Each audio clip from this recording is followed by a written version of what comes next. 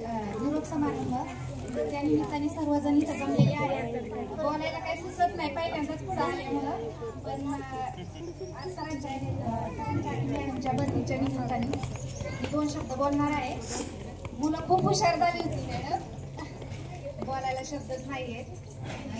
प्रत्येक क्षेत्रात पुढे गेली होती. सर्वांगीण विकास सुद्धा राहणीमानापासून ते प्रत्येक गोष्टीतच त्यांना म्हणजे असं वळण लागलं होतं तुमच्या.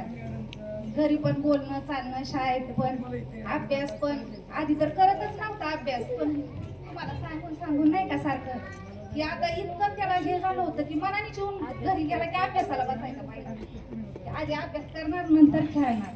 सगळं व्यवस्थित चालू असताना अचानक शासनाने निर्णय घेतला आणि प्रयत्न पण केले की बदली थांबावी म्हणून आम्ही जिल्हा परिषदेपर्यंत जाऊन आलो, पण काहीच उपयोग नाही झाला. पण इथून पुढे जर तुमची कधी बदली होणार असेल तर आमची शाळा तुम्हाला दोघांना पण मिळावी आणि आमच्या मुलांना तुमचं असंच प्रोत्साहन राहावं.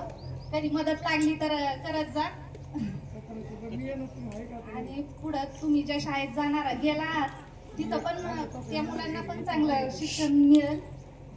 एवढं बोलून मी थांबते आणि पुढच्या वाटचालीसाठी तुम्हाला शुभेच्छा देते दोघांना.